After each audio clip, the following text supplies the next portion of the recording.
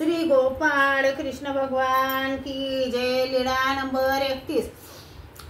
घोडा चुडीच्या शिष्यात भेट। सर्वज्ञांना एकांतात भ्रमण करताना घोडा चुडीचे शिष्य भेटले। ते म्हणाले, देव हो, चला किशगंध पर्वतावर जाऊया, तेथे माझे गुरु घोडा चुडी आहेत। त्यांच्या विनंतीला मान देऊन सर्वज्ञ निघाले। सर्वज्ञ प्रवासात रोज भिक्षेला जात असत। तेही भिक्षेला जात असत, परंतु ते पुरुष भिक्षा केल्यानंतर हातातली भिक्षा ते चाटून खात असत। ते नेहमी देवाजवळ राहायचे। एके दिवशी ते भिक्षेला गेले असता एका बाईने गरम गरम आंबील त्यांच्या हातावर वाढली।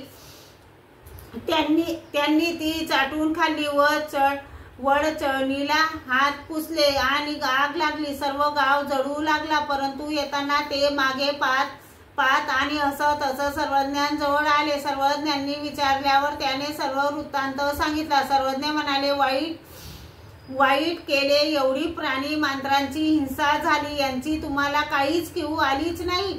आता आम्ही तुमच्या बरोबर येणार नाही। मग सर्वज्ञ 3 अहोरात्रीत रिद्धपुरला आले। दोन्ही पिवळतड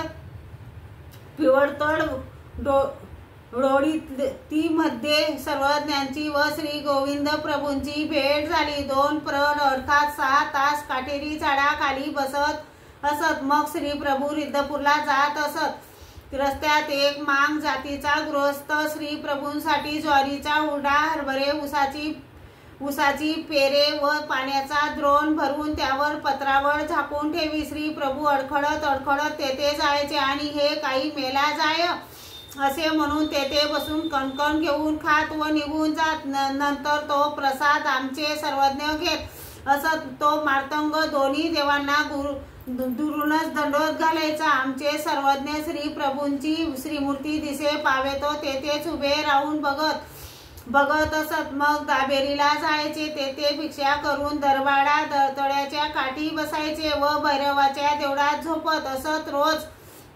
रोज श्री प्रभूंच्या दर्शनाला जात असत। असे 20 दिवस पर्यंत तेथे राहिले। एके दिवशी रूपनायकाला सर्वज्ञांचे दर्शन झाले व त्याने विनंती करून सर्वज्ञांना घोड्यावर बसून आपल्या गावी घेऊन गेले। तेल उठणे लावून आंघोळ घातली, पूजा केली। सर्वज्ञांनी सांगितले, तो आगमिक होता म्हणून विधीपूर्वक पूजा करू जाणत होता। मग सर्वज्ञांचे जेवण झाले। रात्रभर तेथे थांबून दुसऱ्या दिवशी निघाले। श्री गोपाळ कृष्ण भगवान की जय।